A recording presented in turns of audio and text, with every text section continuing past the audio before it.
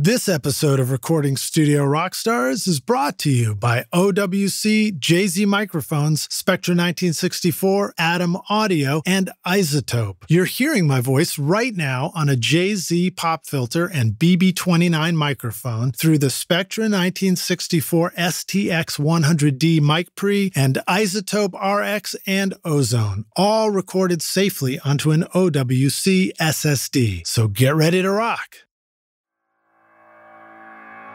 Yeah, just have fun and be yourself and and be self-aware. I've always been aware that I've always really wanted to impact the most amount of people possible. And that sounds really like grand and everything, but not everybody is going to want that. Not everybody wants to put the work in. If your dream is strong enough, you will walk over a bed of broken glass to get there.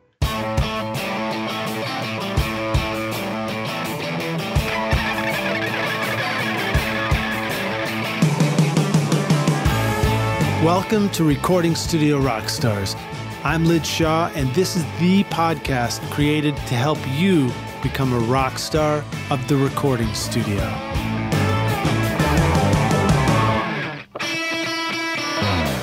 If you're ready to discover the secrets to making your mixes sound great no matter what your studio situation, then check out my free mixing course, mixmasterbundle.com, where I show you how to get great sounding mixes in your studio using simple techniques and free plugins. And when you're ready for more advanced studio skills, then check out recordingstudiorockstars.com/academy, where you can learn from Grammy-winning teachers to help you record, edit, mix, and master your best record ever. Use the code Rockstar right now at checkout for 10% off any course for a limited time.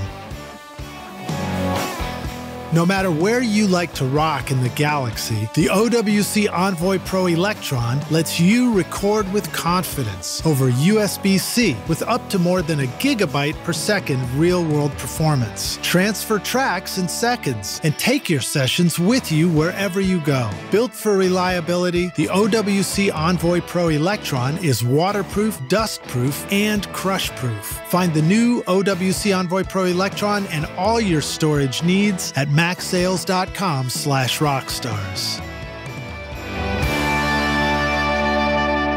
Hey Rockstars, it's your host Lid Shaw, and welcome back to Recording Studio Rockstars, bringing you into the studio to learn from recording professionals so that you can make your best record ever and be a rock star of the studio yourself. My guest today is Colin Brittain, an American songwriter, producer, and musician signed to Warner Chappell Music. He's written and produced for acts such as Papa Roach, Hands Like Houses, Basement, Dashboard, Confessional, 5 Seconds of Summer, Stick to Your Guns, Miyavi, One OK Rock, and Beautiful Bodies, to name just a few. Colin began his career playing drums in the band Oh No Fiasco and was signed to 5-7 Music, where they released their debut EP, No One's Gotta Know. Colin is an accomplished multi-instrumentalist whose work consistently hits #1 on the Billboard charts.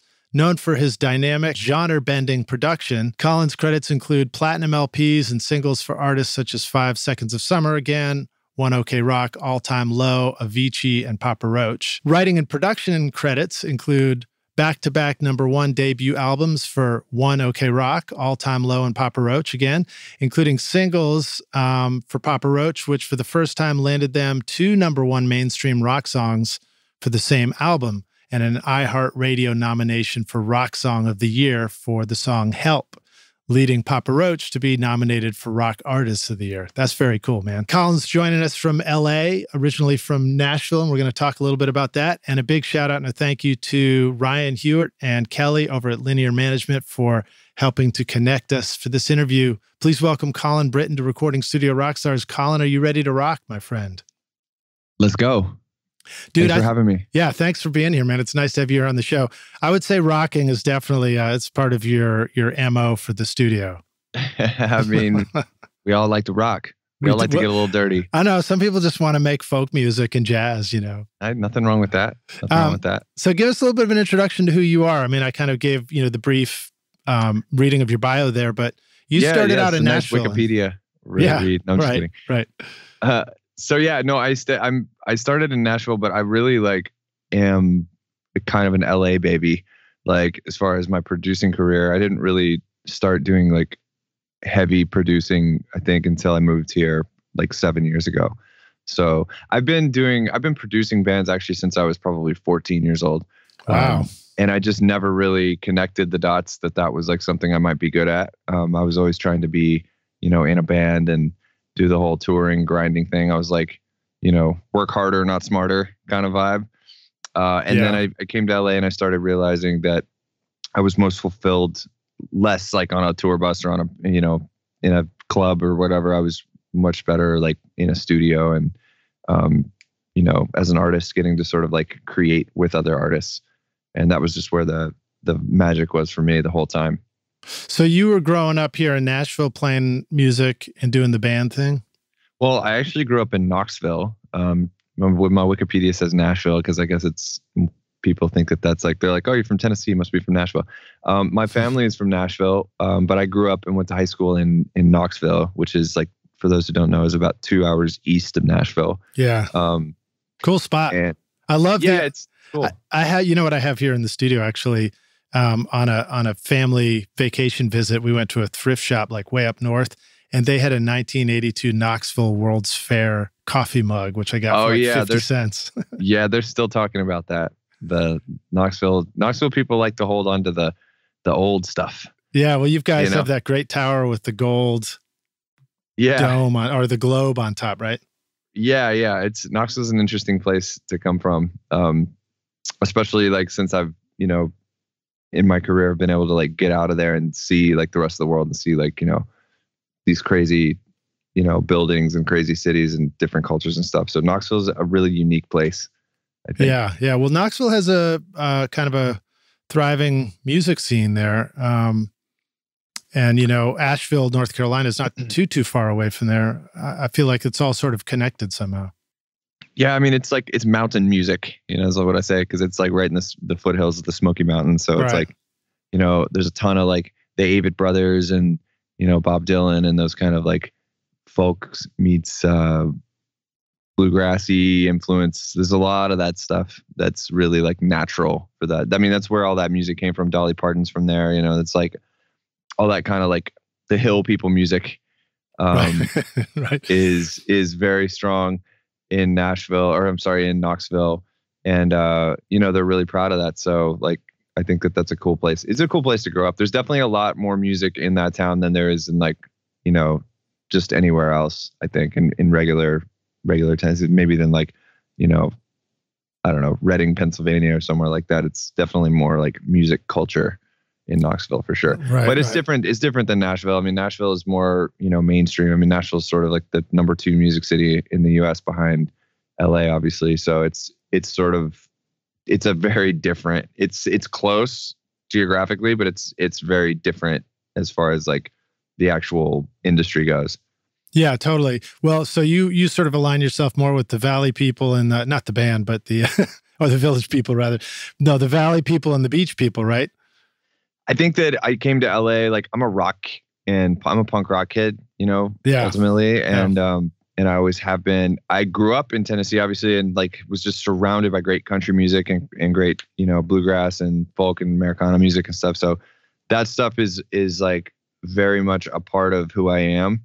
But I don't think that it's like something that I ever really like as a kid was drawn to. I was always drawn to, like Incubus and Rage Against the Machine and the Chili Peppers and which is funny with Ryan Hewitt, when I met him and we became friends and he's just like, yeah, I'm out here working on the Chili Peppers right now, and I was just like bugging out, kind of like asking him all these questions about how they're doing stuff and nerding out with him about the process and stuff like that because I'm such a big fan of that kind of music. So anyway, rock music and hip hop music and like, stuff that primarily came out of California, I think was something that was always more like appealing to me. So when I came out here and I stopped touring, I was in, like you said, I was in a band. We got signed, we were touring all over the place. And every time I would come home from tour, I'd be home for a couple of days in Knoxville and I'd always be like, man, this is not it. This is not as ambitious as I want. Like I always want to be working on different projects. And it's just like, go where the talent is, I think. And that for me was LA.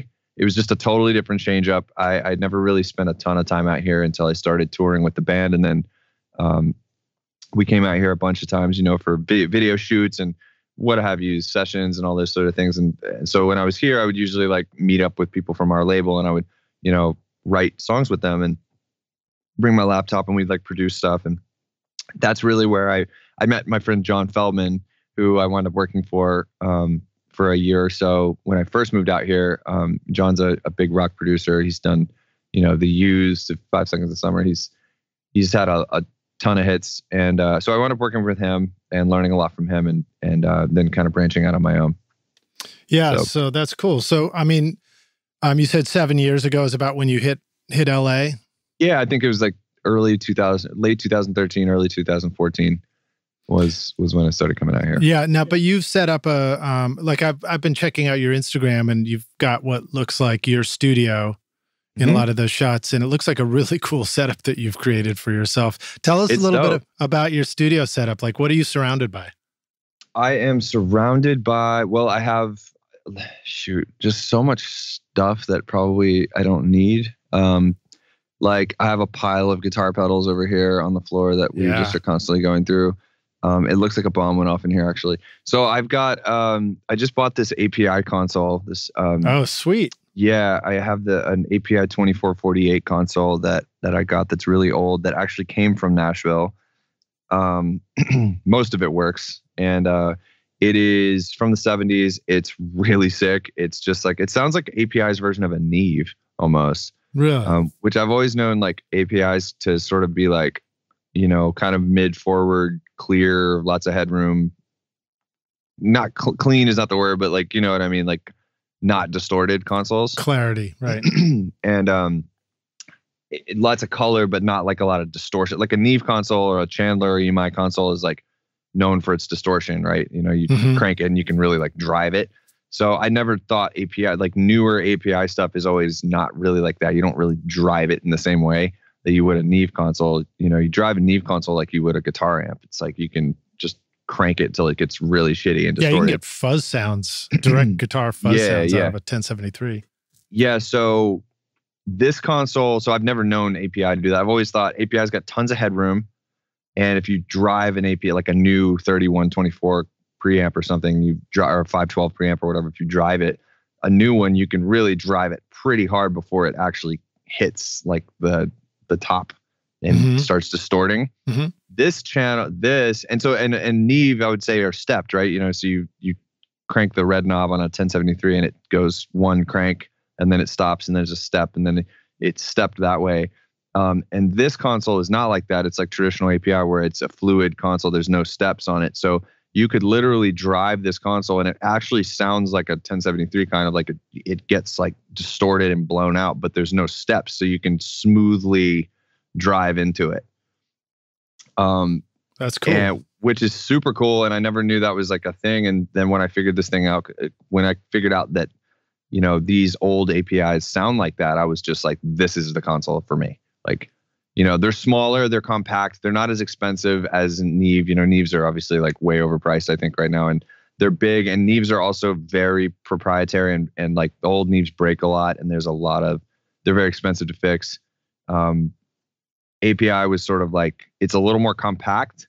Everything's, the 500 series modules for the EQs. It doesn't take up a tremendous amount of space in the studio, but it also sounds really great and sort of vintage, but very modern as well. So I've been really happy with it. Yeah. What are some use cases for driving a mic pre like that? If you're driving an API mic pre, what are the instruments where you might be like, oh, this sounds better when I just push it harder and I start to see the red light?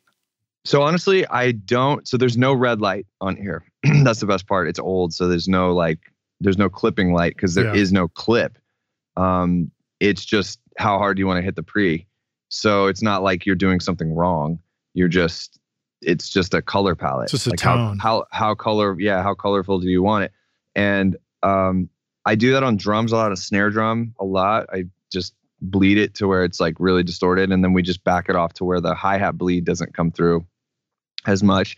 I also have got like 4 channels. So it's a 24 channel console. It's not super big, but I usually have got like 4 mono channels or like 2 stereo pairs of channels at the end of my board that I use for mixing, and I don't actually record through either one of those. And so what I'll do is I'll once I have like a project, so a lot of this hip hop stuff I've been doing this with, which has been new for me and cool, is like, you know, they'll want something that's like, oh, we want something different. We want it to sound fatter and less like processed in the box. So what I'll do is I'll literally run a stereo channel of like, you know, a synth or whatever out of Pro Tools into my mic inputs on the board, and then in line with the EQs and all that stuff. And I'll drive the mic inputs as an insert. Oh, cool. Like, so it's a virtual synth, but you take it back out of the computer, yeah, or you could do whatever you want. You could I call it reamping, but it's not really that, but it's like, you know, you send out whatever signal you want. I mean, it could be a vocal, it could be percussion, it could be anything, you know, so like, but it's a cool way to get like, it's literal analog, just mic pre-distortion for anything. So a lot of times I'll parallel stuff like that and I'll just blow the shit out of it and it'll just be super blown out and fuzzy, and it's just got this really cool vintage but modern like fuzz tone. So it's almost like a fuzz tone, and it's in the same way that like a Neve would break up. That's cool. And then you can just blend that back in with the original and it adds something. Yep, absolutely. That's awesome. I think what's cool about that is when we start thinking like that, we're reminded, I mean, it's awesome if you've got like a killer API 2448 in front of you, but even if you just have an old Mackie mixer or something like that, you can go a long way with sounds like that. I know somebody here who is, you know, really exploring like the early Daft Punk sound by like running loops through that and Elisa's 3630 to get that sound. Oh yeah, man. I mean, there's all kinds of stuff. I mean, I try not to like trip up on gear. You know, I think that plugins now are like so good. Yeah. That you really don't have to have any of this stuff. Like, it's just a matter of like, what's your process like? For me, it feels like hardware is faster a lot of times when you're like finishing stuff, or at least it's certainly more like maybe inspiring or something for me. Like, I like it when I'm touching something and I know that there's like electricity moving through it, and it's like, yeah, you know, it's not just like, it's like point to point, you know, wires actually doing shit, you know, capacitors, or I'm not a tech guy. I don't know how this stuff works, but like feeling like there's energy that's moving from one end of the chain to the other, and then like back in the computer feels better to me and more like authentic than, you know, just like throwing up a decapitator plugin, which I use all the time, by the way. So right. there's no like right or wrong answer for it. I think that it's just like, what's your process like, and how does that feel? Sometimes I feel like it's also just the part that when you're doing it through the analog world, you're committing to something because you're about to record it back in. And when you do it in plugin world, you feel like you're always, you never fully committed. Like you could change it again in a minute. Oh yeah. And honestly, I'm kind of one of those people that like I commit plugins a lot on productions and mixes. I'll just go ahead and commit it because it's just like, I don't really want to mess with it. I'll maybe save a backup file if I ever need to go back and change something. But I'm to the point now where I don't want to second guess. I mean, you think about it, you got 160, 200 tracks or whatever a session. I mean, you really want to sit there and have like all these active plugins open so you can give yourself you have that much like question of yourself of like, oh, well, right. I might want to change it. It's like, dude, like, do you really want to change that? Do you really want to go backwards? You know, right. So like, it's just for me, it's keeping open all those sounds. No, I mean, like there's certain things that I keep open all the time. Like, you know, vocals, obviously I'd usually keep that open because you could make a change in the drums and then at the 11th hour of a mix. And then all of a sudden that changes like what vocal frequencies you might want to be scooping out. So I usually keep like lead vocals and stuff like that pretty flexible. But yeah, when it comes to like synth sounds or like guitars or drums even, like I just usually set it and forget it kind of thing. Do you need to record direct stereo keyboards? Spectra 1964 now offers the Stereo BBDI2 with custom wound high-Z transformers for big headroom, virtually flat response, and a 15 dB input pad. The Spectra 1964 BBDI passive direct box is also perfect for recording deep bass that will make your mixes sound huge. Plug that into a C610 complementer, and as founder Bill Cheney points out, it'll move your pant leg. Get your sound moving at Spectra1964.com.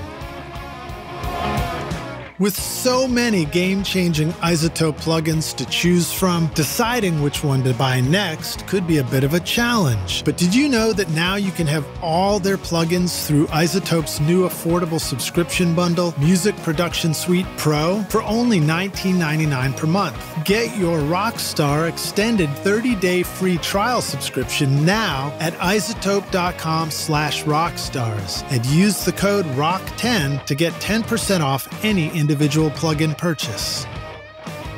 So that's cool. So do you just use the commit feature that's in Pro Tools where you just kind of right click on the track and it'll hide the original and give you a new audio track?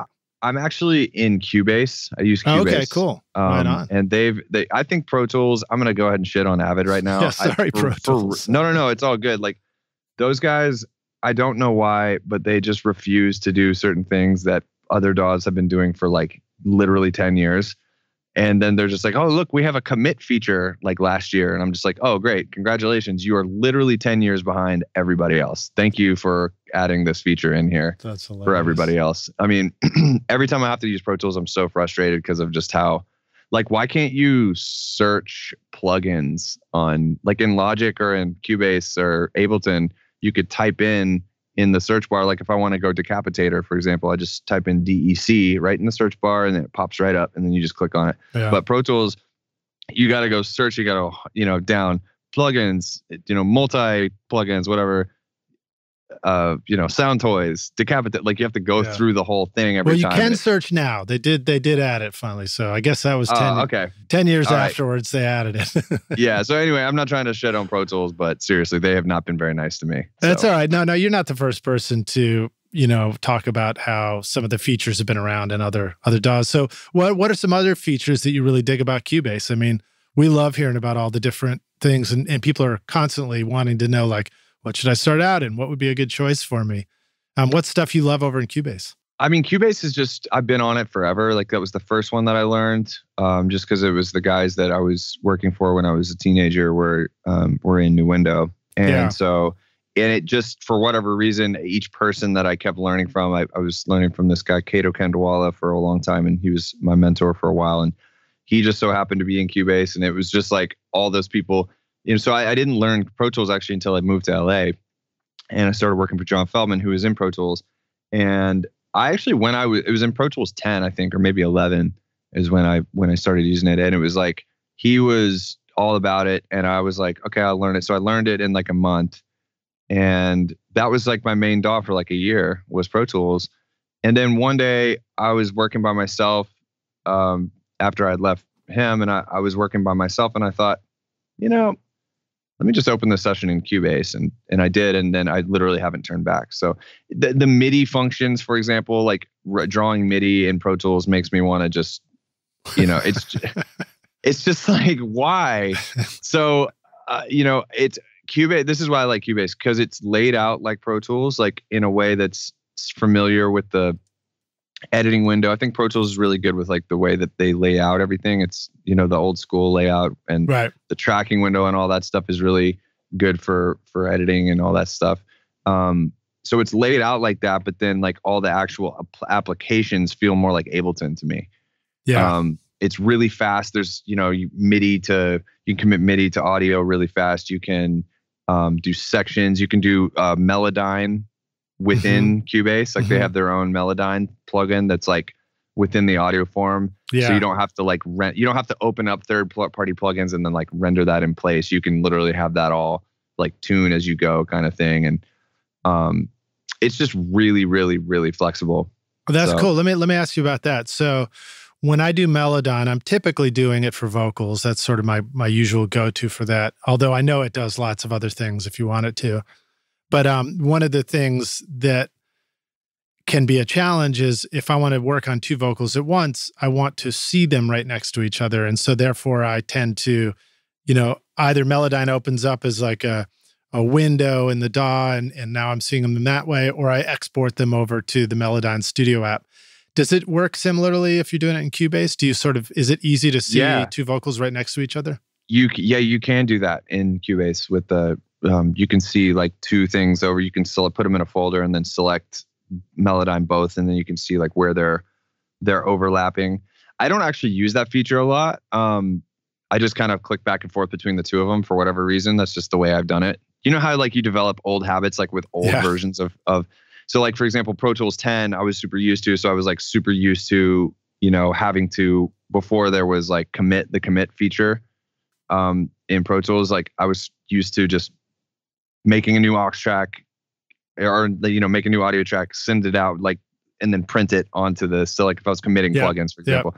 So I was so used to that process. So like even when Pro Tools moved to the commit feature, like I just found myself naturally just doing that. So you sometimes like develop habits that are restrictive to the other version of Cubase or whatever, and then you just kind of keep with that, and then they come out with a new feature, and then they're like, so that's kind of the whole thing with Cubase. I'm not like the most efficient with, I'm sure, the brand new features of it, just because I'm so used to doing it, but it works for me. Did you ever learn the hack kind of workaround for committing a track in earlier Pro Tools, where you feed the output of a track back to its own input and you put it in punch mode? No. Yeah, it was this crazy hack. Like Russ Long did a video on YouTube about it. What? Yeah, you mute the track and then you play the whole song down from top to bottom. And because you were in punch mode, that means Pro Tools was automatically recording a fresh track. It was just waiting for you to drop into record somewhere to actually make it show up. No kidding. Yeah. It was just a kooky thing. So, but like if you did it wrong, you'd get feedback on every single track in the session. Oh yeah. If you forgot to mute it, I'm sure. Blow up the entire studio, pressing one button. So, talking about stuff that's in the box and out of the box, I think one of the things I noticed on YouTube is that you either have a pack, a simulator, like an amp simulator pack, or you've got a lot of experience and talk about that stuff. And I thought maybe if you want to, you can kind of pivot to talking about, when and how real amps in the studio versus using amp simulator plugins can both be really useful for production. Oh yeah. Well, I do have a pack out with STL Tone Hub. STL is a great company. My friend Will Putney told me about this when I was working on A Day to Remember album last year. And he was like, hey, I'm working with this company, STL. And Will Putney for like heavy guitar tones his amp plugin is insanely, like it's so good. It's just so realistic. And I wound up using a lot of those on the Day to Remember album, actually, like in post-production. Awesome. Even after we recorded, $30,000 worth of amps for months, we wound up with a couple of them being like, oh, this one's actually cooler. So he wound up and being like, hey, they want to do a pack with you. And I met Sonny and James over there, and they were there. We worked on it for like a year. They were asking me, dude, when are we going to do this? When are we going to do this? And I was always like, I just don't have time to put this together. And finally they were like, dude, are we going to do it or not? And I was like, yes, the time. Yeah. Let's go. And so we did. And a lot of it was like pulling it out of, they have an algorithm that I didn't like create a ton of tones for this pack. This is a lot of records that I'd already made. So for example, from the All Time Low record, I had, 6 tones that I really liked out of that record. And I would literally just send them the DI and then the corresponding guitar amp track that below it. And as long as it was like 20 seconds long and there was no like delay or anything like that on it, or chorus, and so they just kind of wanted like the tone by itself, they were able to recreate it almost identical. Like it's 99% accurate, I think. That's cool. And so that, first of all, I guess you were glad that you had already gotten into the habit of recording the DI, because otherwise you wouldn't have been able to do that trick, right? I mean, there are times when I am lazy or I'm just so sure of myself. Like there's one time I was thinking, I figured out that like in the studio, if we're being hypercritical, and I'm not like this, by the way, usually I'm not super critical about guitar tones to where I'm like, oh, what cable am I using? I'm not like one of those weird guys who's like the impedance of the cable is wrong. So, well, we were doing a Papa Roach record, and I remember we had all the amps set up, and I figured out that like if you don't use a DI or any plug it pedals or any like points breaking it, if you just took a cable and plugged it straight into the guitar amp, that is like definitely the purest tone, and that's for sure. So there were some instances in the past where I've just gone like that and been like, you know what, this 5% better is actually what it's needing. And so I won't record a DI, especially if it's like a clean guitar tone, because I feel like you can really hear it with that stuff. And so there were some specific instances where I didn't have a DI, but I had a cool tone that I'm like, damn, like I wish I could, use that tone or whatever. But yeah, it's one of those conundrums with guitar stuff where it's like, even if you want to run a long cable out to another part of the studio, or you want to split it and do things like that, it's like you said, you learn that there is a difference between just plugging straight in to the amp and going through stuff. There is, and that doesn't, sometimes that maybe could make a difference. It just depends on the time that you have. And I don't typically have the time to do that anymore, especially the more modern records I work on. I realize that how little people care, which is why I think that, amp plugins have gotten so good in a lot of ways. Now there still is that 5% difference sometimes of like, cool, is it better just to hook up a Marshall stack and record it? I feel like I always talk about guitar tones. Like if you've ever seen the movie Wizard of Oz, like the original one from the from the 60s. So did they make a new one? I don't know. Maybe that's why I was adding that provision in there. I don't know. So I feel like guitar tones are like, there's a scene in there where she like goes to see the wizard, and he's this big guy. He's on a big screen, right? And he's like this big godlike figure, and then she looks over, and there's like this little man, short man, who's like behind the curtain over there, who's actually, that's actually the Wizard of Oz. So I feel like that little short man over behind the curtain is actually your guitar DI, right? And like an amp plugin or a Kemper profile or like any digital profile like that is basically taking your DI, this little short man over here who's not very imposing and not very special, and then they're adding all this crazy like harmonic distortion, which is then making it look and sound like it's this giant godlike figure on the wall. Yeah. But a real amp is actually that big. Like, you know what I mean? Yeah. And so to the naked eye, does it matter? They're both imposing and scary. But if you really dig harder and you look around, you can tell that one of them is fake. So I think that for all intents and purposes, it is really, really good. The more distortion that you have, the more like detail it's going to be able to provide you with a faithful recreation of that amp. So like I've found that cleaner tones, digital amps haven't really like nailed the clean tones quite as well yet. Even the Kempers, I mean, there are some good ones, but there's just like when I hook up my custom Tweed in here, with a Ghost Echo pedal, and then I put like a U67 in front of it, running it into an API board, with like a distressor or with a Fairchild on it or something like that. And you've got all this gear going through it, and it's like a clean guitar tone, and there's not a ton of harmonic distortion because it's clean. The sound of that versus like a Kemper profile or an Axe FX profile or something is just, you can't really compare. Yeah. In my opinion. Yeah, it's sort of fascinating that a clean sound would be the one that's challenging. You'd think it'd be the other way around or something. Well, it makes sense though, because like the distortion is what's easy to create. And so the more distortion, like the gain amps, like honestly, like the heavier the amp to me, the more likely it's going to work as in the digital world. That's just been my experience. The JZ Microphone Vintage Series are built by hand in Latvia and feature the patented Golden Drop capsule design for enhanced clarity that will give your recordings that classic vintage tone. Our friends at JZ Microphones have come up with a special offer only available to you, Recording Studio Rockstars listeners. Use the limited time coupon ROCKSTARS to get 50% off the V67, V47, or the new V12 microphone at JZ Mic.com. Atom Audio can provide all your monitor needs, whether you are setting up a first-time home studio for recording music or podcasts, or a world-class studio for professional mixing and mastering. Their unique accelerated ribbon tweeter design is famous for creating smooth, detailed imaging that let your speakers disappear into your music, allowing you to focus on the mix. Visit the Atom Audio YouTube channel for lots of cool free interviews, tutorials, masterclasses, and learn how to set up your studio monitor and control room. Just click the link in the show notes of this episode. Now, what about the guitars going in? So, when we think of amp simulators, like, oh man, I can get this huge heavy tone. Are there some go-tos for appropriate guitar choices to be able to feed into these amp simulators? For example, when Eyal Levi was on the show, we were talking about something called the Evertune bridge as being a really important thing to be aware of.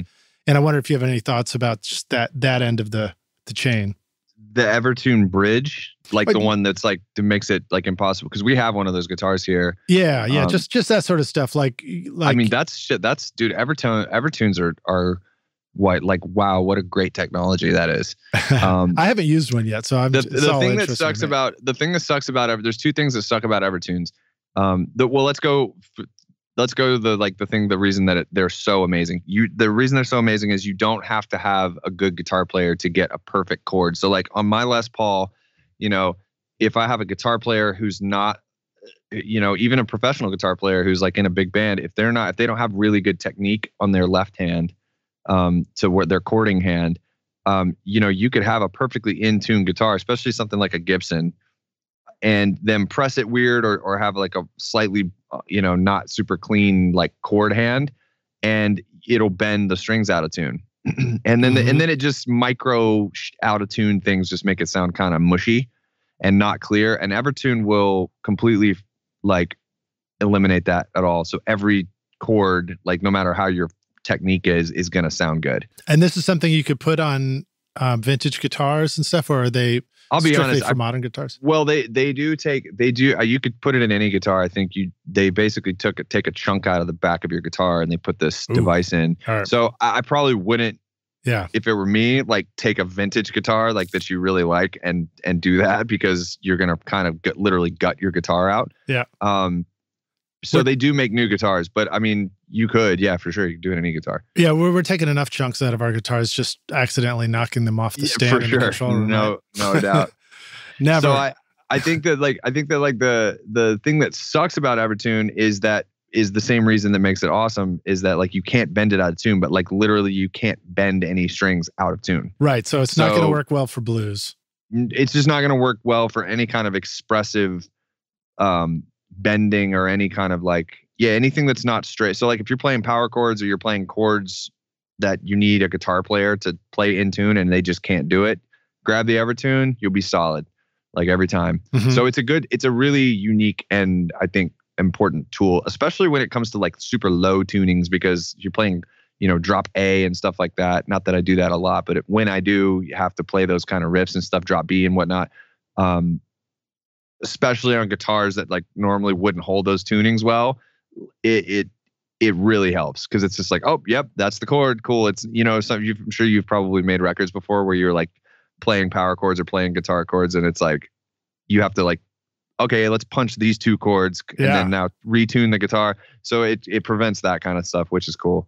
Well, what's fascinating is when you get into distortion, you're making rock records, you begin to discover there are some times where you're like, I don't understand why I can't get this power chord 2 notes, or a root and a fifth, to sound in tune with this distortion and this sound, no matter what we do. It gets really challenging. And then then you get into all the the mysticism of like, well, do you tune it? And then is there like do you fine tune it after that? And, do you trust the tuner? Do you not trust the tuner? Right. Yeah. I mean, Evertune would definitely be a solution for that, I think. Yeah. What about some other stuff so let's put the Evertune aside for a second. Yeah. You're just playing guitars, you're layering guitars, you're rocking out, you're tuning things. Let's talk more about that, because I think that is really important, especially if you're going to layer and build songs. And listening to your records, it's like one of the things that makes your records sound so powerful is because they are, they're well crafted and they're in tune and they have a focus to them. I think that it's a lot to do with the part. I talk on like Facebook and Instagram Live and stuff with some people who follow me because I offer up like little bits of, I call it like miswisdom. It's probably not wisdom. It's just coming from me. So maybe it'll sound like it's wisdom, but then if you try it, it probably won't work. So disclaimer here. Nice. Take everything I say with a grain of salt, because it may not work for you. But I do think that if, the part you're playing and the way you're playing it is so much more important than whether even it's not in tune. You know what I mean? To me, it's just, I think people get way too caught, like engineers particularly get way too caught up with what am I using rather than how am I using it? And which is why the better I get at this and the more records I make, the more I find that like the demos, tracks from the demo wind up like making the final record. Yeah. Because it was the feeling. And a lot of times that's not in tune. A lot of times it's not in perfect order or even played that well. But then, you build around it. So I challenge people always to look at it more of like a bird's eye view producer looking at something. Like, how does that feel for you? And it shouldn't feel perfect. Like, music isn't perfect. If you ever listen to the Beatles, go listen to Helter Skelter. That shit is out of tune as hell, dude. Like, everything's out of tune. So, and I mean bad out of tune. So, I think that there's a time for precision and then there's a time for feeling. There's always a time for feeling. It's not always the time for precision. Sometimes precision is good. And I really like records. I love pop records. I love metal records for the same reason that I like pop records, which is that they're a lot of times very precise and, but like they're precise and perfect and very well put together and everything is in its right place and it feels totally cohesive. But I think that if you don't have like the feeling of a great part or a great song to start with that you're recording that way, then it doesn't matter at all whether you're in tune or not. Yeah, no, 100%. And I mean, all the instrumentation that we record, I feel like it ultimately is about the voice. It's like things that we love about instruments are probably in a lot of ways things we love or don't love about just a voice, And it's like sometimes you want the voice to be perfectly in tune sounding, and then sometimes you just want it to be moving around and be really expressive. For sure. Yeah. It's just, I mean, music is imperfection. Like literally if all we wanted to do, if humans preferred perfect sounds, then we would just be listening to sine wave music. Like, like with no distortion, we would listen like the whole, distortion is imperfection. Like that's why we on a micro level, like put tape saturation on vocals, and like things like that. It's like, that's distortion, that's harmonic distortion. That is imperfections. That is fucking up the wave, and making it irregular to where it doesn't have the same thing. So on a macro level, that's tuning, essentially, So like, why would we focus so much on tuning? Just focus on the part you're playing. Yeah, that's cool. If you study or when you study synthesis, one of the things that I remember learning at the beginning was that to recognize a sound, you have the attack and what's going on there, and then you have also like the sustain and the decay and all that. And the sustain, like on a piano note, is much more like the sine wave. But if you cut off the attack, you begin to not be able to recognize it as easily that it's a piano note. It might sound like it could be some other instrument. Sure. And that it's that noise, it's that distortion and the attack that goes on in a note that actually informs us as to what the hell we're listening to. So I feel like that plays into everything you just said. And also like a piano, a piano is what, 2 strings per note, right? Yeah, 2 or 3. Right? Why is that? It's because those 2 strings are not going to be perfectly in tune. So like if you ever played a 1-string piano, it sounds like a harpsichord. Yeah. And which has got its own kind of cool sound to it, but it sounds bizarre. You're like, what the fuck is this instrument? Like I played a 1-string piano one time when I was in Florida. We were doing the Day to Remember album, and they were tuning the piano, and he had a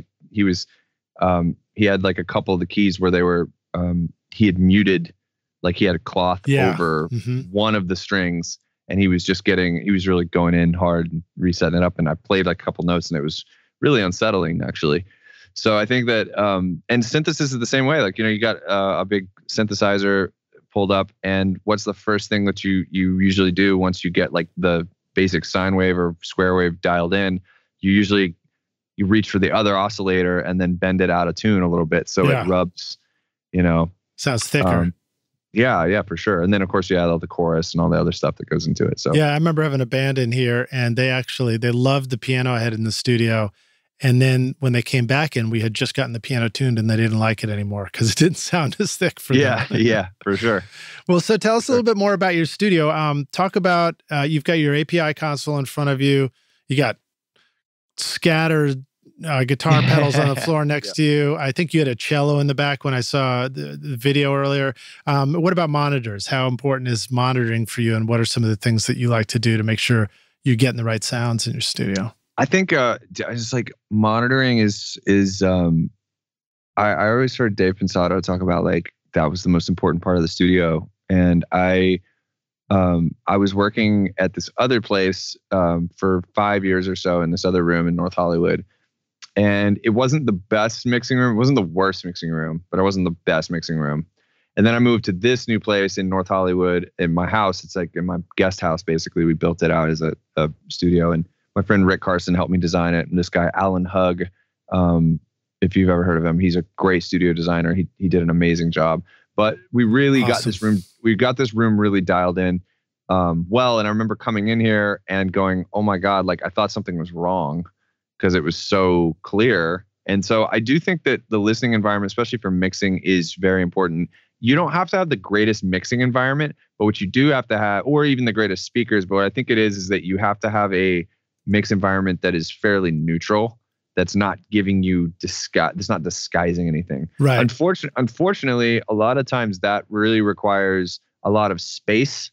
So I find that like big dead rooms are better for me. Mm-hmm. The bigger the room with higher the ceiling, the less treatment you probably need because you're not going to have all that immediate resistance tricking your ears.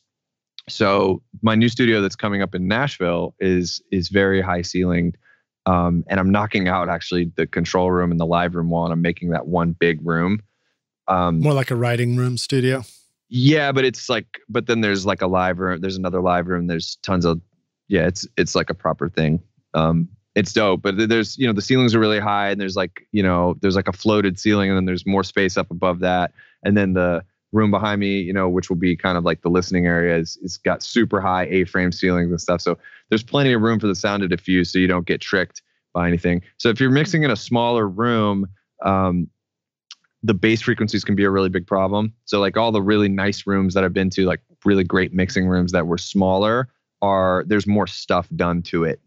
So like, right, more bass trapping that has to be in there.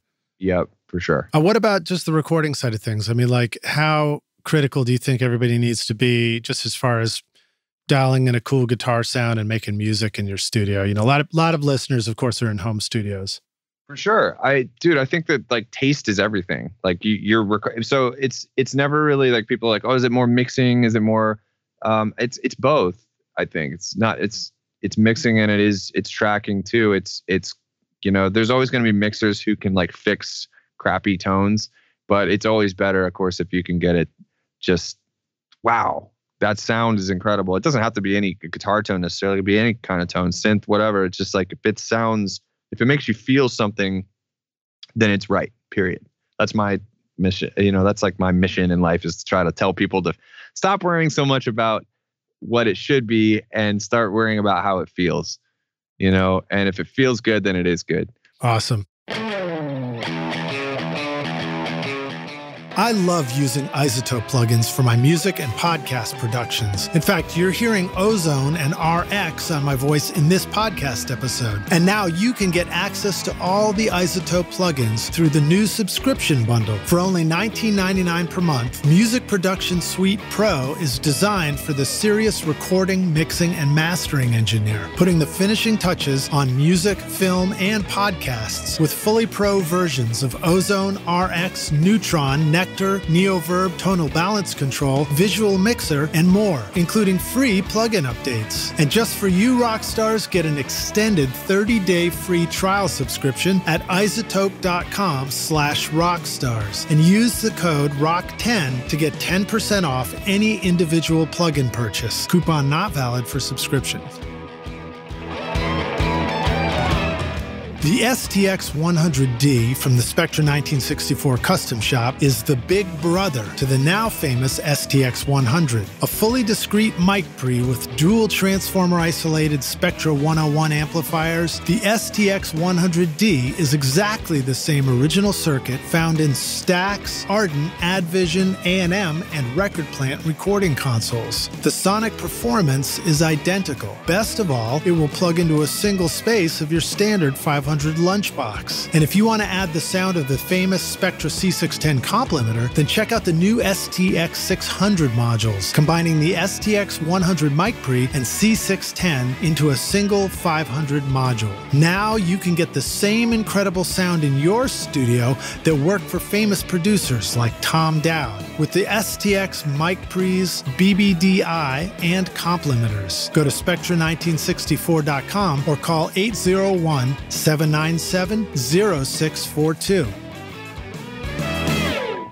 Hey, Rockstars, we're back now for the jam session. My guest today is Colin Brittain, joining us from his studio in LA. Colin, are you ready to jam? Yes, sir. Do you ever jam, to be honest? Actually, I've been doing that lately with my friend Swaco. I will like come back here, and sometimes I literally just hook up my Marshall JCM 800 and one cable straight in. Yep, and a half stack, and nobody was recording, and then like one of us will play guitar and just play shitty music, like not really play like good music either. just play really shitty music and at just loud volumes. And I figured that is maybe the most therapeutic thing that there is for me. Yeah, I'm with you on that. I'm trying to just sit down and play a little bit every day. I was playing bad drums just before I got on the mic with you. That's where I could hear you banging around in there when you were using the bathroom. So I was like, oh, okay. He's probably just in there just getting some rage out. Right. This interview is going great. He's just so mad. Nice. Let me see here. All right. So you've got to, again, watching videos of your studio, one of the things I dig about your style is you look like you're having fun with it. So it's, it's like organized, a little bit of organized chaos going on. There was like keyboards nearby. There's guitar pedals around. There was one shot on your Instagram where you're like showing off this synth sound, and it was going through just like crazy amounts of pedals and everything. And I was like, that sounds awesome. And I feel like there's also this crossover. Like if you're making a record like you're making with a band like Papa Roach, that might be a great sound for that. But you could be making a record where like that's like the farthest thing from your style. And the thing I like about the studio is we all get excited about gear like that and playing around with sounds in the studio. So talk a little bit about some of the fun ways that you like to run out through guitar pedals. Like, how do you even set that up? It looked like you were doing a digital synth coming out of the computer to do that. Okay, so that sound that you were hearing on my Instagram is my friend Mick Gordon, who did all the new Doom soundtrack, the new Doom video game. I just reached out to him. My friend Jeremy McKinnon in A Day to Remember was telling me about him. And when we were making that record, he said, man, it'd be cool to collab. It just never worked out for whatever reason. We never reached out or something. And then Mick wound up doing a lot of stuff in the new Bring Me the Horizon album. And after that, I was like, oh shit, okay, he is collabing with bands. So I just reached out to him one day and I was just like, hey dude, like, do you want to work on this track for this Hollywood Records band? And he was like, absolutely, send it over. And then I started talking to him more and realizing like how he got some of those sounds for the Doom soundtrack. And it was just a really interesting approach, which I've used similar methods like in the past. And I'm always like, if I can go full analog and then fuck with it in digital land later, I always think that that's a really cool thing for me. It's very inspiring. But Mick was doing this really cool thing where he was literally playing a sine wave out of the computer and he was running it into like a separate mixer. And then splitting it out into he was running it out of a splitter and then he was separating it into like different chains. And then he would run it out through different kinds of guitar pedals with different gates or different kinds of distortion pedals. And then he would like blend those 4 tracks in together and then Wow. sum those down. And so he was literally just kind of doing like how you maybe do like synth design in the box, like just analog with a bunch of guitar pedals. And I was like, oh, I've done stuff kind of like that before, but I just never used that exact approach. So I really, for that particular video, give Mick all the credit for it. Like I just kind of copied his style and just made it my own a little bit. What a cool idea though. So it's like you're creating an analog synth out of all these guitar pedals that we might have in the studio. You kind of, but start with a simple tone and then just split it. Maybe if you got a little Mackie mixer, send it out 8 different ways. Yeah, and so he uses a serum sine wave or like something like digital. I kind of went another step forward. I've got this Model D over here, this Moog Model D. That's an analog synth, and I was running like a MIDI keyboard out to the Model D, like triggering the actual analog Model D, which was then triggering all the guitar pedals, which you're hearing. And so I'm doing it a little differently, just in that I'm using an analog synth to trigger all this stuff as opposed to a digital sine wave. But the principle is the same. He did it that way just because it was like the digital sine wave was the purest, like non-distorted thing ever. So literally every bit of distortion that was added was coming from the blend of guitar pedals that he was running. Mm-hmm. And he was literally playing the guitar. The thing to take away from this is that he was playing, and then I was playing in this video, is literally using those pedals, the harmonic distortion of those pedals were feeding into one another, and they were like playing off of each other. So like one is side chained to the other one, and then so like the gate of one of them is side chained by the input signal of one of the blending channels, but all the signals are the same. So it's this weird thing. You're literally listening to distortion being played as an instrument. That's cool. Which is, instead of just like adding distortion to a sound that's already there. Right. So like the distortion is the instrument, and it's all feeling, because there's no way to like manipulate that or draw that in.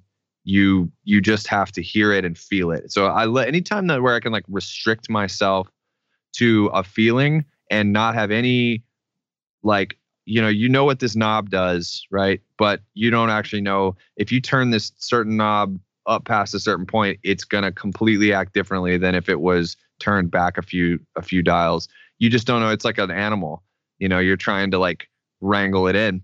And that's cool because it restricts you. It completely eliminates the technical side of your brain 100%. You're just like, whoa, no more technical stuff. And this is all about, this is all feeling. How does it feel? Oh, it's not right. Cool. Let's scratch it and move on to something else. Or, wow, this is incredible. Let's keep it. Print it, and then that's it. I love stuff like that. I mean, to me, that's the kind of playing around in the studio that makes being in the studio fun, to be in there all day. What are some methods that you figured out? I mean, you talked about making records really quickly where sometimes people may or may not care about a certain sound, finer part of a sound.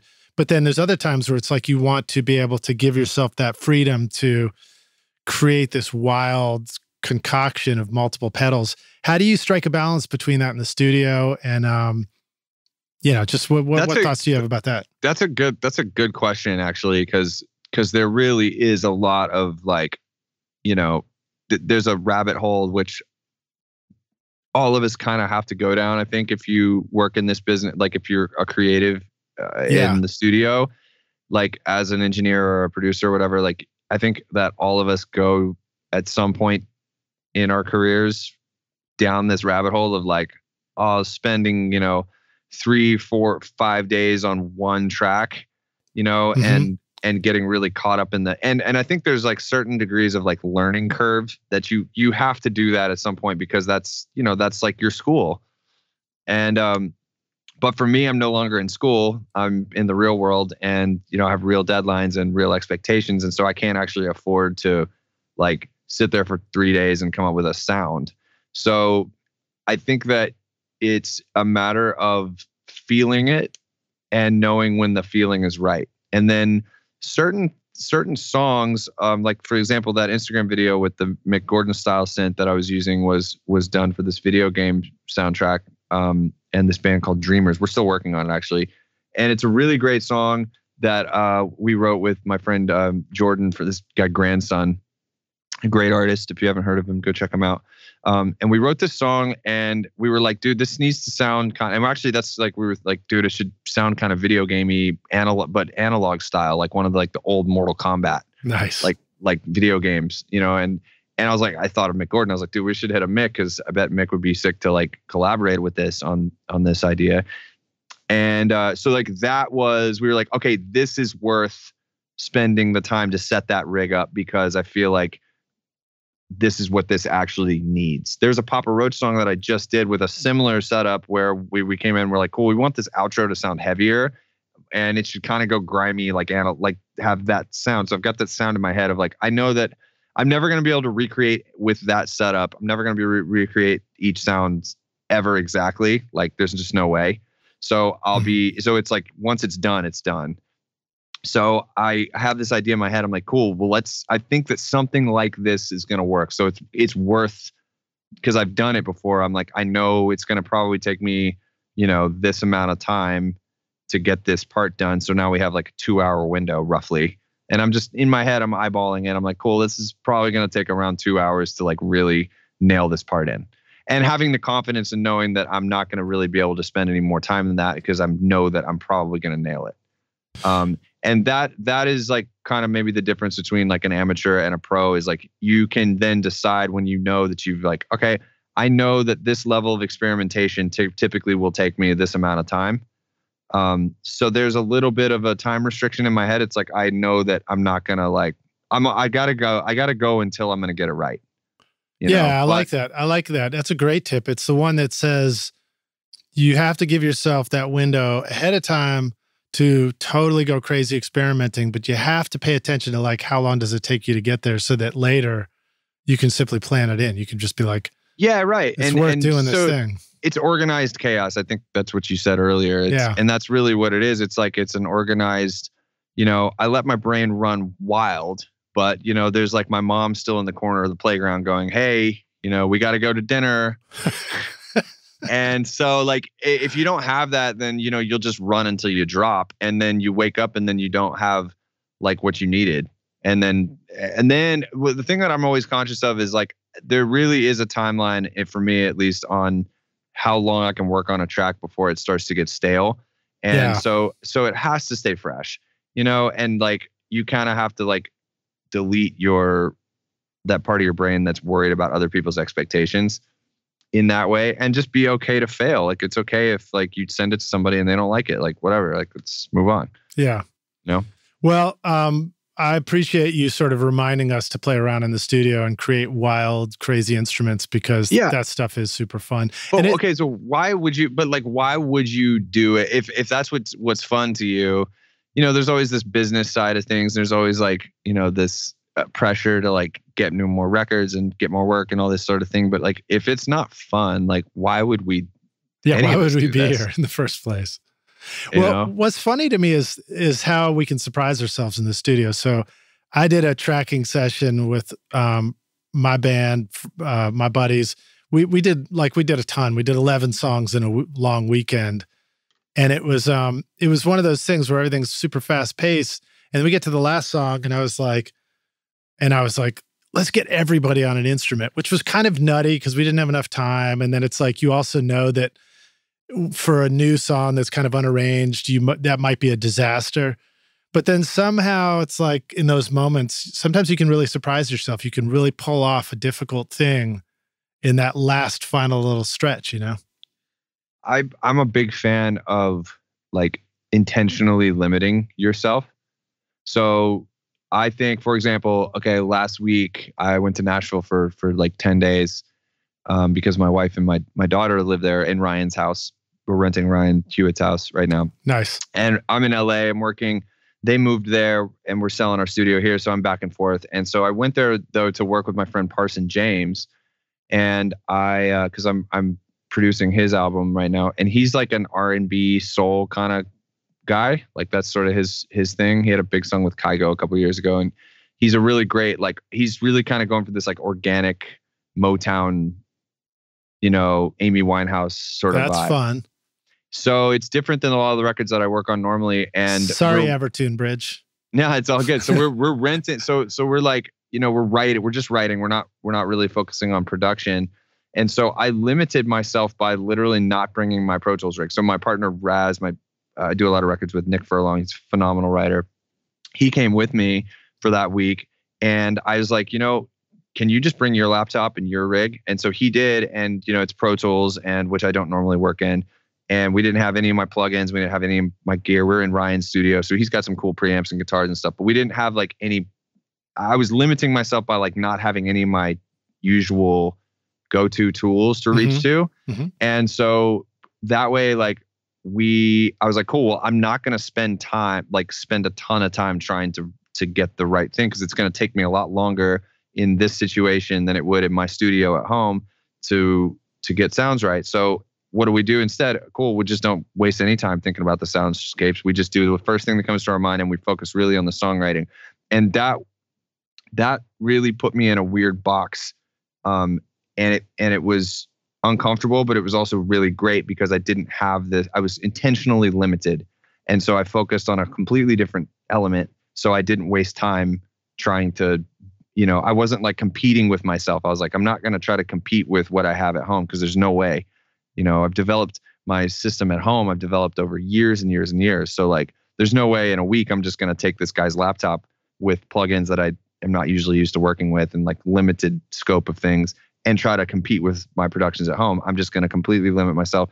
And that really showed up in the songwriting, because the songwriting was better, I thought, that way. That's so cool. I think sometimes I think that and that's like a macro thing. Like you can kind of apply that to anything. Like limit yourself to, if you're used to working, entirely in the box, try one day where you don't use any plugins and you try all stuff, and then see where that gets you. And then kind of vice versa. If you're used to working with a bunch of analog stuff, maybe try working with only Waves plugins one day. So it's cool to like limit yourself, because that's the only way to like, if you want a different outcome of, you have to change the process. Yeah. And when you're referring to it as limiting yourself, but it's also kind of like shifting your comfort zone a little bit, For sure. Like that's just if you want a different outcome, you have to change the process. You can't change the process, or you can't not change the process and expect a drastically different outcome every time. I think you and Einstein said that. I mean, well, okay, so it's an Einstein thing. So like, I'm all about quoting other people. No, I don't know if it is, but it sounds like it. It probably is. I mean, it's or somebody like that. I think that's like a true universal truth, though. Yeah.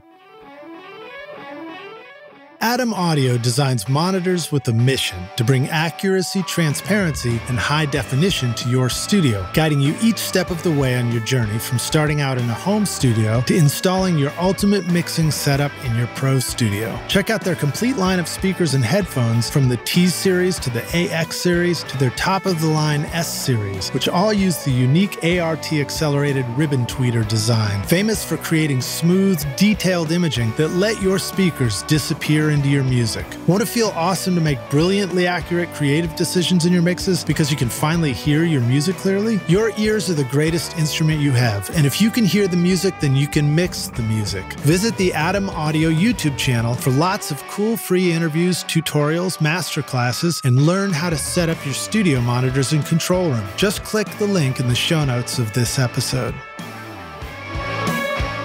Look, every studio needs a good vintage mic for that classic warm sound. Whether you're looking for those airy highs, sweet mid-range, or silky low-end, a good vintage mic can put the magic in your mixes. So it's no wonder vintage mics have been loved and praised by thousands of engineers for decades. The JZ Microphone Vintage series are built by hand in Latvia, using only the best electronic components, and feature the patented Golden Drop capsule design for great detail and richness of tone that will bring that classic vintage vibe to your studio and be a real workhorse for your sessions. This time, our friends at JZ Microphones have come up with a special offer only available to you, Rockstars. Use the limited time coupon ROCKSTARS to get 50% off the Vintage Series mics V67, V47, and the new V12 at jzmic.com.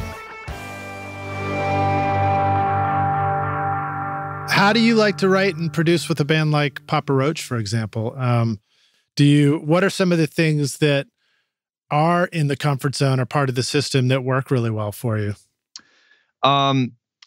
So a lot of stuff, what we do with Papa Roach, like I work with my partner, Nick Furlong, who's a great top line writer and great producer. And usually with those guys, they're so prolific and they've got such an energy. Like that band is just so intense, like as far as their creative drive and their desire to make new stuff. They're like a bunch of kids actually. So it's like the three of them together, really, the three members, Jacoby, Tobin, and Jerry, are like the three, guys who write most of the stuff, like co-write most of the stuff with us. And they really bring just so, like when they come in, even if they don't have any ideas, they're just so like, I don't know, they're just their energy together. It's like Power Rangers, like when they all power up into the big Zord thing and they're like all their robots come together and make the big robot. It's kind of like that when they get together. So, coming in like this record, this is our third record we've made together. We decided to change it up and get out of LA. So we rented this massive house in Temecula, which is like probably 40 minutes north of San Diego.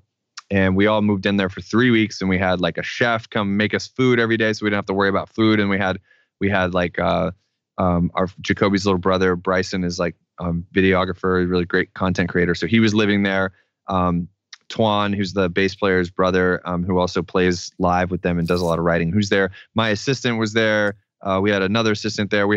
And then we just had like all these people there that were running around, and it was just so much fun being around. It's kind of like being at summer camp with your homies, like as adults, And so, and we had like, my big rig in the living room. We set up in the living room, and then Tobin, the bass player, had his own little like production rig in his room, and he was writing ideas and stuff. And so it was just like tons of energy, and we just get together and you just show up for work every day, and you go for a run, go for a swim, come in. Hey, all right, let's go, guys. Let's eat lunch and let's go. And you just sit down. Hey, what about this riff? And I've been really fucking with this song lately, And a lot of times it'll start out from like one of the songs we started came from like an 070 Shake song, which if you haven't heard that record, that's awesome. But Mike Dean did a lot of it. But nice. It's like a hip hop kind of record, like an ambient hip hop kind of vibes. And, so like a lot of the ideas that we come into don't actually come from like rock music. And, we just do it. We do it so fast. Like we're just like, cool. Like idea comes out. It's just like as little time as it takes to get it onto the computer as possible. And then we just comb over it, kind of like that. That's like our process is just vomit it out. And then if it makes you feel something, great. If it doesn't, then fuck it. Let's move on. That's awesome. And it's just like process of like, it's like duck hunt. It's just like shooting down as many bad ideas. If it doesn't make you feel something right then and there, no good. You got a fair amount of video game references going on, man. I'm just a freaking Tennessee nerd over here, dude. What can I say? So did you get a chance to watch the Beastie Boys documentary, the one that's on Netflix that they did? I did. Wasn't it? Did you get that feel? Were you like ready to like throw some furniture in the swimming pool while you guys were there for 3 weeks or anything? Well, no, but we did have a pretty, we had a pretty crazy like psychedelic experience one night, which was super fun and memorable. Let's just say the least. So I won't get too much into that, only because I think that actually influenced a lot of the sounds and the not the mood of the record, but definitely like there was like a theme of like self-actualization. Cool. That came about through that moment. That was a really special, cool thing that happened. That was terrifying, but also kind of cool. And just being alive, man, being human, not being afraid to like fail, not being afraid to like have demons, not being afraid to like self-hate, and being like, why? Where does that come from? Where does this insecurity come from? Because insecurity is not always like a bad thing, and I think it's something everybody has, and it comes out in all good music. So I'm not saying this is like a downer thing, like, oh, this record's about insecurity. It's not. It's just about like being human and being cool. I'll let the band talk about that because it's a lot of their lyrical ideas. But sonically, for me, it was really inspired by just the people that were around at that time. And Prodigy. I know that Keith died just a year or two ago. So we were listening to like some old Beastie Boys, some old Prodigy records for some of this. And just kind of just listening through great records and finding the moments of like, wow, that was really special, and not being afraid to, chase after that.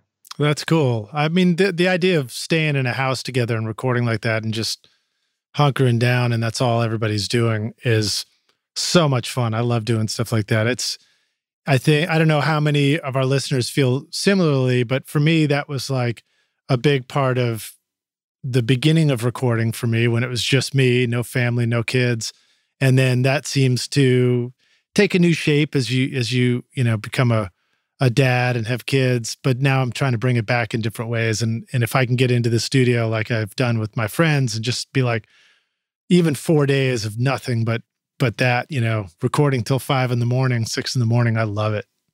I try to keep that. I mean, my family is really, really supportive of me, and my wife in particular. And we have a 1-year-old daughter and another one on the way. And that changed my life for infinite better reasons. As being a dad. Yeah. But the thing about it is like, I don't, and some people will be like, you're an irresponsible father for leaving your children behind. But we've got a great family dynamic at home, and the grandparents are always around and stuff. And, it's my family has never challenged my ability to be like, challenged my desire to be like, cool, I got to go for a month to Australia to make this record. Like, this is what I'm put here to do. It's no different than if you're, in a famous band and you're touring 8 months out of the year, or a military situation, where you've got to go away for periods of time. I'm still a kid in my mind. And I feel like that's what provides me the inspiration to continue making great records. Like, when I'm not, if I'm ever feeling like I'm, stuck at home just doing the same old thing, I'll probably just hang it up and not make records anymore. Cause it's so competitive, and it's so like,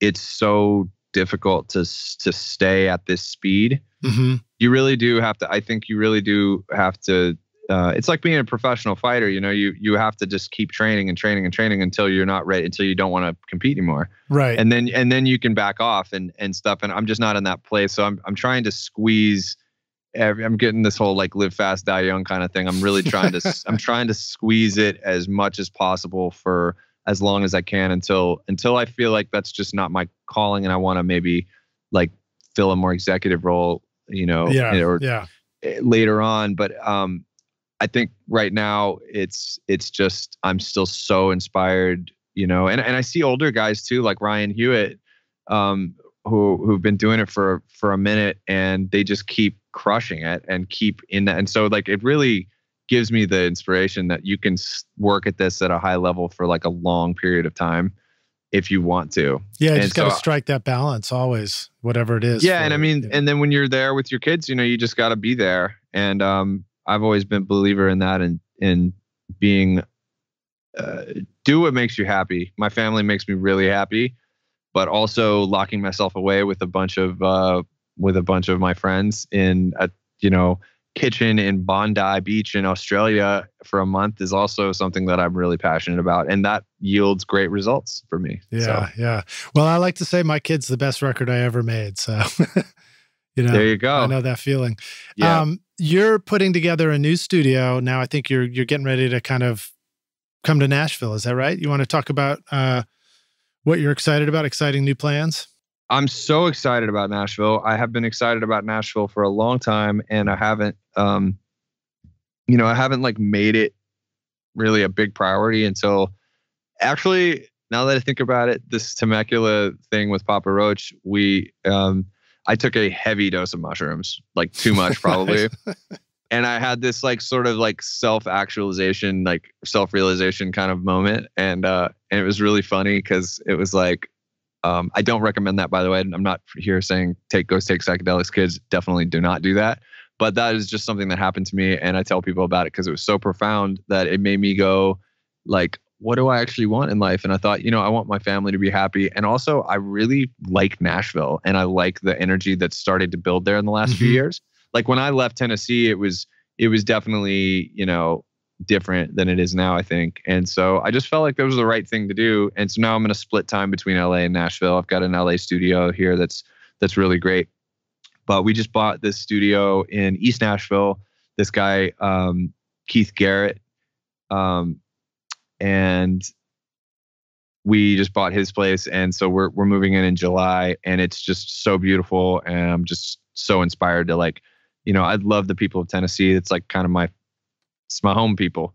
And I just love the attitude that they have, and the weather, and just the whole like the spring, and country music. I just love it. I just think it's really fun. And so I've got my grimy LA North Hollywood studio that I've been in for 7 years. I'm probably going to continue, spending a lot of time out here as well. But like, I'm excited to get and start a new chapter over there and see what Nashville has to offer. That's cool. Well, I mean, 2020 aside, the music scene in Nashville has been and continues to be booming, I think.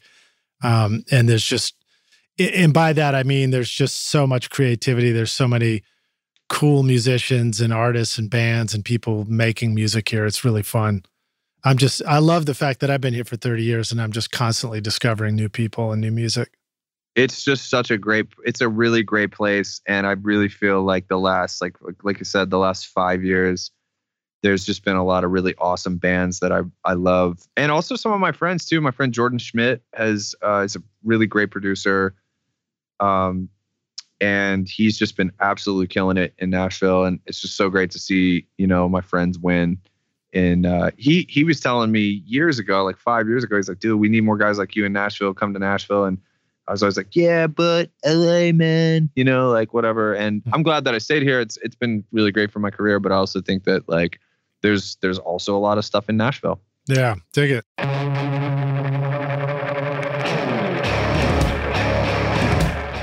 The OWC Envoy Pro Electron is the fastest, toughest, mini-sized, universal, portable USB-C SSD that lets you record from anywhere in the galaxy with confidence. With speeds of up to more than a gigabyte per second real-world performance, the OWC Envoy Pro Electron gives you high-speed audio data for recording and playback. Take your sessions and sample libraries with you anywhere you go. Built for reliability, the OWC Envoy Pro Electron is waterproof, dustproof, and crushproof. Never worry about your storage and the safety of your music again. Find the new OWC Envoy Pro Electron and all your storage needs at macsales.com/rockstars.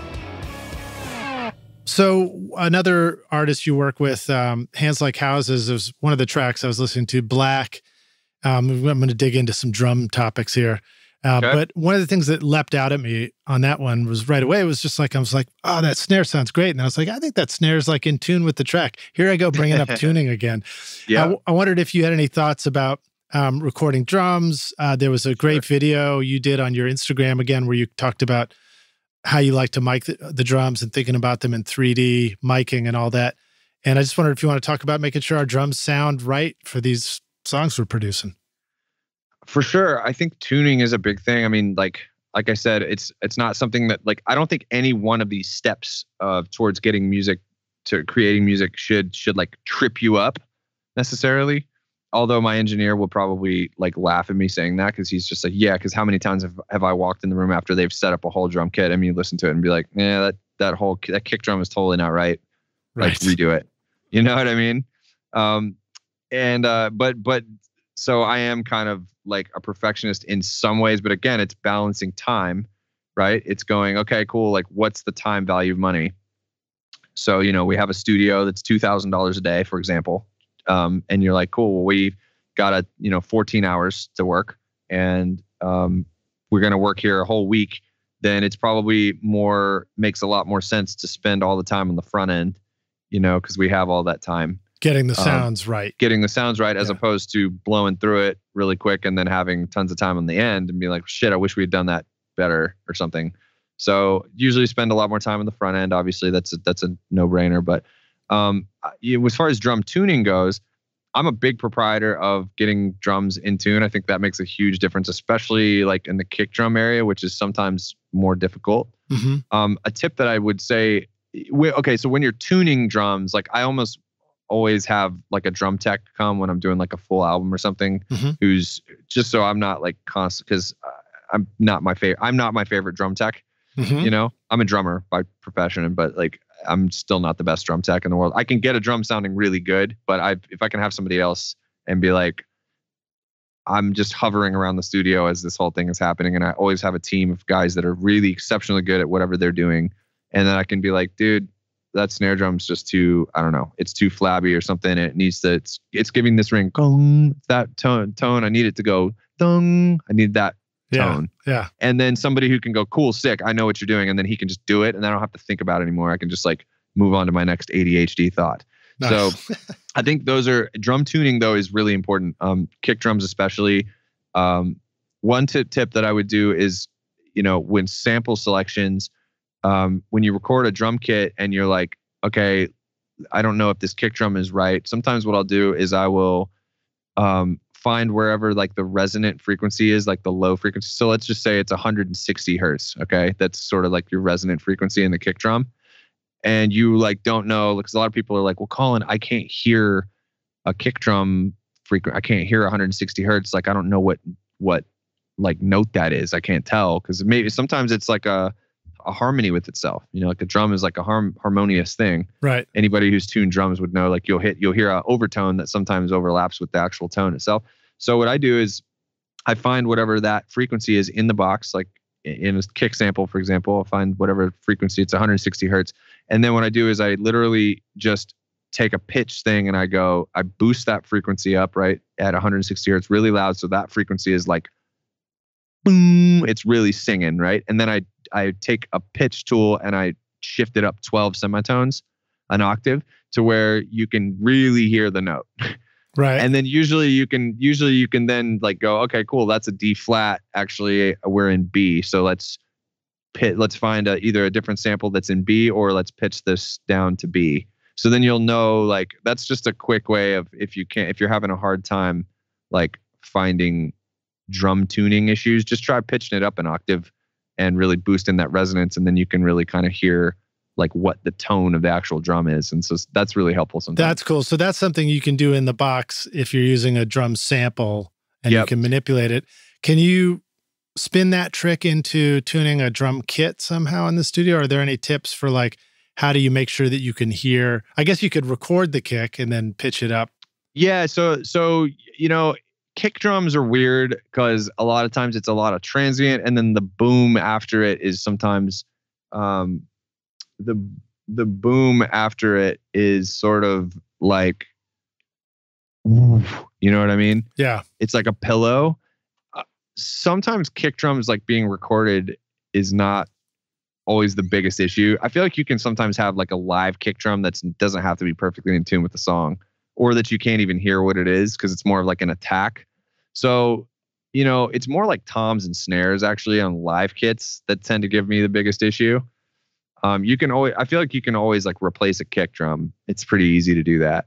It's harder to replace a snare drum or tom samples in a live situation because you can really hear the transients and you hear the difference. A kick drum pedal is pretty even most of the time. It's all hitting the same spot. Yeah. So you can just put a sample in and it doesn't really make a difference. The snare drum is a different story. So to answer your question, yes, you can. What you can do with the snare drum is like record the snare drum and then pitch that up and then hear where it is. If you're having a hard time hearing what tone it is, sometimes that'll help. You can hear the tone. Obviously, it's going to sound like shit, but you can hear exactly what the fundamental frequency is. And then you go, cool. All right, that's, a half a step off. So then you go back and you can tune your snare accordingly. That's cool, man. I like that. All right. So I know we've got some time constraints. So let me sort of zip forward if you got time for one or two questions. But when you were starting out in recording and stuff like that, I mean, you've been doing this for a long time. Do you feel like, was there anything that was sort of holding you back at the beginning? The biggest thing holding me back was myself. And that is, I had this dream of like being a rock star in a band and having my band be the thing that broke me as a musician. But I didn't realize that my productions were, so when I was 15, I started a band in high school and we recorded, my dad had like this 16-track recorder, and I quit football, I quit all the sports, and I went home every day and I was like recording music after school. And I made a couple demos with my band, and my guitar player uploaded it to like MySpace or something at that time, which was like probably 2005 or 6 or something like that, around that time. And a member from Atlantic Records, like a junior A&R from Atlantic Records, found it and like hit us up and was like, dude, we'd love to hear more from you. And so we were sending back and forth. We never got signed with Atlantic, but we were sending demos back and forth. And that should have been a beacon of me going, dude, this was your productions that got that, not the band. It was the productions that did that. And then instead we went to a producer who then polished it, and then we never heard back from Atlantic. So, and you know, to me, I was just like, oh, well, it's not meant to be. Like, let's keep being in a band and stuff. And, you know, that's just all growing up. So I don't regret any of it, because it's, you know, growing up and learning, you know, living in a house with a bunch of guys and trying to get booking agents and trying to play local shows, and just doing that grind for a few years was fundamental for me. But it also was very distracting. Like, I feel like if I had not done that and just focused simply on productions and like moved to LA when I was 19, would have been instead of, I was 26 when I moved out here. So if I, you know, could have saved like 7 years of my life, of course I wouldn't have, you know, been toured all over the world. I wouldn't have been able to meet a lot of the people that I know now and stuff, and improve my life the way that it is now. Those are fundamental years. But I would say, like, believe in yourself. If you feel like you have the chops to do it and it's something you really want to do, you know, just do what makes you happy. And if you're good enough to compete, then, you know, your records will speak for that. I feel like eventually, like, they'll speak for that. But you really do have to have the confidence and self-awareness to be like, this is me. This is who I am going to be. Like, I don't want to be a drummer in a rock band. I want to be a producer. Yeah. And if somebody had been like, yo, hey, why are you doing that? Like, there's tons of drummers. Like, why don't you just go do that? That would have helped me out a lot. That's great. Self-awareness, to answer your question. That's like the short answer. Nice. That's a great answer, though. I mean, it's like, I feel like sometimes we're reminded of that when things that like seem like opportunities go away, and at first your first reaction could be like, oh, that'll never come back again because it wasn't me that was the opportunity. But when you begin to recognize that you trust that what made something work before had a lot to do with you, then it helps you move forward too, because you realize you can keep bringing yourself back to the table for every project. Absolutely. You do. Absolutely.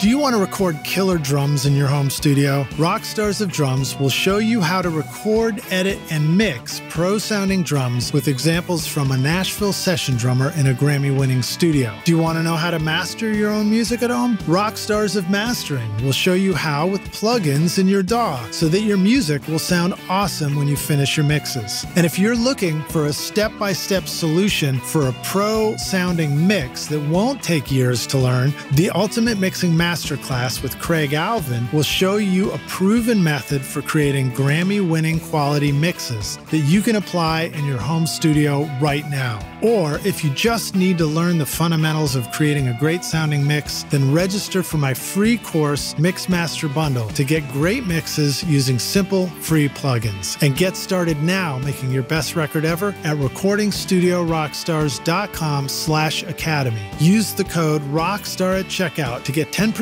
off any course for a limited time. Okay, so this is kind of a business-related question for you. You know, do you have a tip or a resource you want to share with the rock stars that are, you know, something that might help them be able to continue doing music for a living in case they want to do this for more than just a hobby? Yeah, I think that the biggest thing that like is and maybe I'm wrong about this, but like I feel like the biggest thing that people say to me is like, I get asked this kind of question like relatively frequently, and the answer is everybody's path is different, but mine changed the day that I moved to Los Angeles. So if you're sitting in, like in my case, Knoxville, Tennessee, even though the proximity of closeness to Nashville, like we're 2 hours away, oh, well, I can just go there anytime I want. No, that's not how that works. If you are in a city surrounded by tremendous amounts of energy that are creating this one thing, like Nashville is exploding right now, right? There's tons of records being made out of Nashville. Yeah. Why wouldn't you move to a city like that and be in the middle of it to where you're at a coffee shop and you might see, Jordan Schmidt or Scott Bennett or someone like that. Like I was in Nashville like a year ago and I saw Desmond Child at the coffee and I was like, dude, Desmond Child, oh my God, like sweet, like fucking Aerosmith, bro. Like he was so nice, and took a picture and everything. And like, when are you going to be around that kind of talent all the time? If you're in Columbus, Ohio, no offense to Columbus people, I like that city, but like if you're in Columbus, Ohio, like what's the best records being made out of Columbus, Ohio? Like for real. And how many of them? It's not just like, oh, maybe the Black Keys did I know they're from Akron, but like maybe the Black Keys did a record in Columbus. That's one record. In Los Angeles, there are literally 1,000 records being made today, right now. Right down the street. Like I can walk down. In my walking distance neighborhood, like within a mile proximity, I can literally think of 12 studios, and not including mine. So being around it all the time is probably the biggest thing. And people will argue with me till people are afraid. They're like, well, Zoom now, you can just, and I'm just like, okay, cool. Well, unless you have tons of people to Zoom, then good luck. Like, yeah, who are the 12 people you're going to Zoom right now? I just think that being around and being available is the most important thing. So if you're really serious about production, there's really, in my opinion, there's only a couple places you can move. And Nashville is one of them. LA is the other one. Maybe Miami if you're doing like more like dance kind of electronic stuff or reggaeton kind of stuff or like Latin music. Mm-hmm. Or Atlanta. Atlanta is also great if you're like trying to do more hip hop stuff. So there's definitely tons of places like that. But get out of your comfort zone if you live in the middle of Oklahoma and you're serious about it. Like if you're really serious about it, again, tons of people have made productions in their bedrooms in Nova Scotia and have like, there's examples of that all over the place where they're just like living in there and they're so talented that they become an artist or whatever. And, but there's just how are you going to compete with a city like that? If you're really trying to get off the ground and nobody knows you, you got to have help. You got to have people around you that are more talented than you to push you. And, if you're just in an echo chamber by yourself, in your backyard and nobody ever comes by except for your local bands and stuff, like that's as good as it's going to get. Mm-hmm. I've improved so much just by being around more talented people than me. My friend Dwilly, for example, great producer that I'm working with on this guy Swaco, and he comes through and he plays the piano and I'm just like, oh my God, you're just an insanely gifted piano player. And your chord choices are so great. And I'm watching him do it in front of me in my own studio. And then he's like, oh yeah, like I like this one synth and I've like learned. And then I share wisdom with him. And then we're like homies, and he comes over and we like pass ideas back and forth. And now we're working on projects together, and then it's just like, I've got so many examples of that, of like how many like A-list or dope producers that I've just become friends with just because we were in the same room, and I've learned so much from these people. And that's helped my, Tony Maserati, for example, is literally right down the street from me. If you don't know him, he's, one of the greatest mixers of all time. Yeah. And now he's like a friend of mine, and I call him, to see how his family's doing. And he's helped me so much by just giving me great little tips on, oh, hey, you should check this limiter out. And, when I have him mix projects for me, he'll be like, hey man, just want to let you know, like this sounds really, really great. I just want to let you know it's a little crispy on the top end. It's just so you know, you're really cooking it too hard. And he's like giving me lessons, like feedback on my own mixes. I'm like Tony Maserati, you know what I mean? So like, where else are you going to find that? Yeah. Yeah. So that's my that's great, man. Well, we're glad you're moving to Nashville. So we'll Me too. Look forward to seeing you here in the coffee shops. All right. So here's the last question. This one's hypothetical. You can take the Wayback Studio machine. You get to go back and find young Colin, maybe in Knoxville, just jamming out at the local coffee shop, or I don't know where you guys were playing your gigs at the start. Yeah. But you say, listen, dude, here's the single most important thing you need to know to be a rock star of the studio yourself one day. What would you go back and tell yourself if you could go give yourself that advice? I would say like have fun doing it, and just have fun and be yourself, and and be self-aware. I've always been aware that I've always really wanted to impact the most amount of people possible. And that sounds really like grand and everything, but not everybody is going to want that. Not everybody wants to put the work in. If your dream is strong enough, you will walk over a bed of broken glass to get there. And awesome. it's, like really, you will. Like you'll get up. Dude, okay, so you and Tony Robbins? Yeah. Has he said that? No, I think he walks on hot coals or something like that. Oh, he's some weirdo. He's a weirdo. And Tony Robbins. Stop being so weird with your perfect jawline and everything. No, but like, last night, I didn't get done with the session until 1:30. We had an A&R guy over here until 1:30 a.m. I didn't get to sleep till probably 2:30. I woke up at 7:30 this morning because I had a call with a publicist, and then we had this interview right after that. So like, I'm running on 5 hours of sleep. I got a session here in an hour, and that's going to take all day. And then I have a mixing session later tonight. So that's awesome. I'm tired, but bro, I'm gonna fucking do it, and I'm stoked to be here. So if your dream is that strong, you will make it happen. Just be around people. Like that's the biggest thing, man. I think is, and I've said it in my last point about moving to Nashville or LA or wherever. Like I think it's like surrounding yourself with people who are better than you, who are doing the shit you want to do. Our friend Ryan Hewitt is just another case example of that. But that guy is, I'm living in his house right now. My wife's living in his house right now. Like he has a Grammy sitting on his mantle. And, I'm just like, when I look at that thing, I'm like drinking my coffee, looking at Ryan Hewitt's Grammy. And I'm just like, how the fuck did I get here? And it's so inspiring though, dude, like to go, wow, like, this guy is so much further than I am right now. And I want to be that. And I just want to like be around that. And literally just living in his space. I'm just renting his house. Like just being around that is just like, fuck, like cool.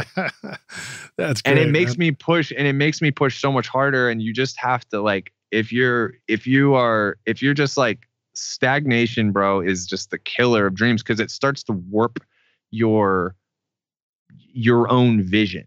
Like if you're stagnant, then you start feeling like, your vision maybe it's not right. Nobody wants to suffer for like, just to starve for 30 years, like nobody wants to do that. Everybody wants to feel like they're moving something. And so people think that I'm crazy because I just built this studio in North Hollywood. Right. And we spent like a year and a half building it. I moved in August. I just sold my house last week. And I'm moving to Nashville. and people are going like, what the fuck, dude? Like you've been working on this for so long. Like, why are you doing this? And I'm like, you know what? I just like change. Like it doesn't stress me out. Like change doesn't stress me out. It's stagnation stresses me out more than anything. Yeah. Yeah. I love it. So I think in the audio community, it's like super common for people to just go, well, blah, this and this and this. And I'm not getting clients and stuff. And I'm just tired of recording local bands and stuff. And it's like, okay, well then do something about it. I mean, as engineers in studios, we got two choices. We can either keep our butts in these chairs or we can get the hell up out of them and move around and get something done in the studio. Go twist stuff. Go be inspired. Go find your inspiration. Like everybody is going to die one day. Like we are all going to die and we are not coming back, so let's just get out there and go out there and like, go live it, kids. Just do it. I think it's like a Nike slogan or some shit. But awesome, dude. I get turned up with this stuff. So that's great, man. People are like, who is this asshole? Oh, it's good stuff, man. Really great to meet you, dude. Thanks so much for taking time out for us on this, busy day you got. Let the rock stars know, how can they find you online? Where do you want them to go? Check out your work, find you. What if they're ready to make their next hit record and they don't even recognize that it's their own production that is so awesome just yet? Where are they going to reach out and find you? At Doc Brittain, DOCBRITTAIN. That's my Instagram. And then I'm on Facebook, just Colin Brittain. And then just Google, I guess, if you could just put me in Google. I'm pretty easy to find. Just pop me in there. Something will pop up, I'm sure. All right, awesome. Yeah, and I think I found you have a page over on Linear Management's website as well, right? So yeah, that might be a place to find you. Well, dude, thanks, man. Really great to meet you. Thank you again. Can't wait to meet you in person. I'm sure I'll see you right here in East Nashville. You have to come over and I'll fix you an oat milk cappuccino here at my studio one day. I am ready for oat milk cappuccinos, brother. All right, all dude. day. Thanks for hanging with us. Cheers. Thanks so much for listening to Recording Studio Rockstars. If you enjoyed the show and want to help make it better, then please share this episode with your friends on social media and leave a rating and review on iTunes to help the podcast reach more rock stars like yourself. You can click directly over to iTunes or go to rsrockstars.com/review for an easy explanation. And remember to hit the subscribe button to keep up with weekly episodes. And if you're ready to make your best record ever now, then head over to Recording Studio Rockstars Academy, where you can start with my free course at mixmasterbundle.com. And if you want more free content from Recording Studio Rockstars, all you have to do is go to rsrockstars.com/email. Again, that's rsrockstars.com/email to enter your name and email, and I'll keep you in the loop with articles, videos, podcast updates, and even free gear giveaways for your studio. Just look for the link in the show notes below. Thanks so much for listening, and thanks for being a rock star. I'm Lid Shaw, and this is Recording Studio Rockstars. Now, go make great music.